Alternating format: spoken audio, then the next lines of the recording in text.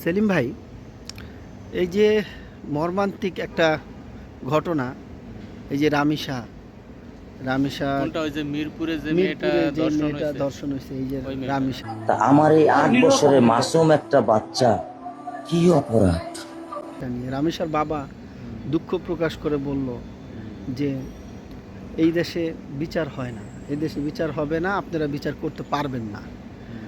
আপনি একটু চিন্তা করছেন একটা বাবা কতটা কষ্ট পাইলে, কতটা কষ্টে তার মেয়ে খুন হয়েছে, ঠিক না? তার মেয়ে কেমন একটা মর্মান্তিক একটা খুন, এটা আমার শরীরের পশমগুলো একদম দাঁড়ায় যায়, এই কথাটা বলে বুকটা ফাইটটা যায় মেয়েটার জন্য। মেয়েটার বাবা কেমন কষ্টটা পাইছে, এটা ভাষায় প্রকাশ করবো যে সেই ভাষা নাই ভাই। আমার খুবই খারাপ লাগতেছে। তো উনি বলল যে আপনারা বিচার করতে পারবেন না, এরকম নজির বাংলাদেশে নাই। আসলে তো সত্যি কথা, এর আগে কত ধর্ষণের বিচার কিন্তু আমরা এখন পর্যন্ত দেখতে পাইনি। তারপরে দেখেন, সে বলছে যে আবার 15 দিন পরে আপনারা নতুন একটা ইস্যু আসলে এই রামিসাকে ভুলে যাবেন। আমি আপনাকে প্রশ্ন করতে চাই ভাই, এই যে রামিসার বাবা যেই কথাগুলো বলছে, এই কথাগুলো আপনার কাছে কেমন লাগছে সেই বিষয়ে আপনি একটু বলেন।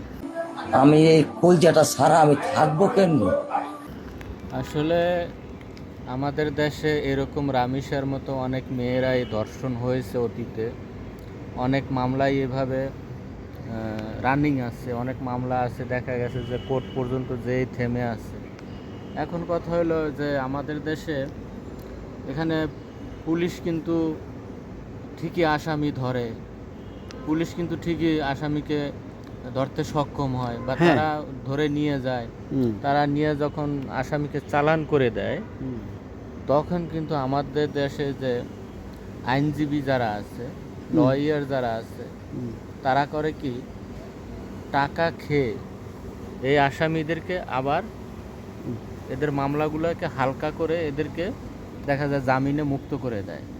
হ্যাঁ, তাহলে দেখেন এই দেশে আইনজীবীরা কিন্তু হচ্ছে সবচেয়ে বড় কারাপ্টেড পারসন। তার কারণ ওরা ওরা হচ্ছে ঠান্ডা মাথার ক্রিমিনাল। তার কারণ ওরা যদি এই সমস্ত আসামিদেরকে সাপোর্ট না দেয়, তাহলে তো এই আসামিগুলা জামিনে আসতে পারে না, তাই না? হ্যাঁ, তাহলে এখন দেখেন আমাদের দেশে মেইন ক্রিমিনাল কিন্তু এই যে আইনজীবীরা, হ্যাঁ, বা এই যে মনে করেন যারা বিচারকরা, ম্যাজিস্ট্রেটরা, ঠিক আছে? পুলিশ আসামি ধরে নিয়ে যায়, ম্যাজিস্ট্রেট তাকে ছেড়ে দেয়। তো এইভাবে ধরা ছাড়া এগুলোই তো আমরা দেখতেছি।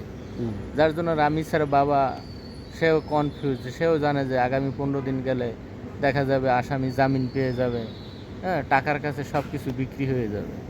এখন কথা হলো কি, আমাদের দেশের যে বিশেষ করে যারা শিক্ষিত লোক, এরা হচ্ছে কি বলবো, এরা হচ্ছে ঠান্ডা মাথার ক্রিমিনাল। এরা ক্রিমিনালি করে করে দেখেন যে নিম্ন লেভেলের লোকগুলো এদের কাছে নিম্ন আয়ের যে মানুষগুলো আছে, এরা কখনো এদের কাছে কখনো বিচারও পায় না, কখনো সম্মানও পায় না, ঠিক আছে? আগে আমাদের বাংলাদেশের আইনজীবীদেরকে সংস্কার করা দরকার। যারা এই ধরনের ইয়ের সাথে জড়িত তাদেরকে এখান থেকে সাইড করে তাদেরকে আলাদা করে ফেলানো দরকার। যারা ভালো লয়ার, যারা লিগেল একদম অনেস্ট পার্সন যারা, তাদেরকে এখানে একমাত্র এদেরকে লাইসেন্স দেওয়া দরকার। এবং এরা ছাড়া অন্য যারা ক্রিমিনাল যারা, ওদেরকে আসলে প্র্যাকটিস করতেই দেওয়া উচিত না কোর্টে। এখন আমরা আশা করব রামিসার এই খুনির বিচার যেন খুব দ্রুত হয়, ঠিক আছে? বিচার ওইটাই হবে, কয়েকদিন পরে এটা দামাচাপা পড়ে যাবে, টাকা খাবে, এটারে বিচার বলে না। বিচার বলবে কোনটা, কোর্ট থেকে রায় হবে, রায় হওয়ার পরে আসামির ফাঁসি হবে, ফাঁসি জনসমক্ষে সবাই দেখবে, তখন না আপনি বিশ্বাস করতে পারবেন যে বিচার পাইছি বা বিচার হয়েছে। ওই মুখে বইলে দিল রায় হয়ে গেছে, হ্যাঁ, ফাঁসি হবে, এরকম আসামি তো বাংলাদেশে লক্ষ লক্ষ আছে যে রায় হয়েছে অন্তত তাদের ফাঁসি হয় না। কিন্তু আমরা চাই যেন এটা জনসম্মুখে ফাঁসিটা হোক। হ্যাঁ, এখন ক্রিমিনালরা তো মনে করেন যে না, জনসম্মুখে বলতে এটা কোর্টের মাধ্যমে রায় হোক, রায় হওয়ার পর এটা ফ্লাশিং হোক, সবাই দেখুক যে একজন ক্রিমিনালের ফাঁসি হয়েছে। এখন ফাঁসি কারোরই হয় না, মৃত্যুদণ্ড দেয় ঠিকই, কিন্তু কিন্তু কারো কারো মৃত্যুদণ্ড হচ্ছে না। কার্যকর এটাই হচ্ছে খুব না। দুঃখের এতে বিষয়। কি হচ্ছে, যারা অপরাধ করে তারা তারা তো জানে যে- সাহস পেয়ে যায়। তারা সাহস পেয়ে যায়, তারা তো জানে এগুলা তো কত মামলায় কত রকম ঝুলে আছে, ঠিক আছে। মানে এমন বিচার করতে হবে পরবর্তীতে কেউ এই কাজটা, এই জঘন্যতম কাজ করার আগে যেন 10 বার চিন্তা করে যে এই আমি এটা কইরা যদি ধরা পড়ি তাহলে ফাঁসি জনসম্মুখে। হুম। ধন্যবাদ ভাই আপনার মূল্যবান মতামত শেয়ার করার জন্য। আমার মেয়ে আল্লাহর কাছে চলে গেছে।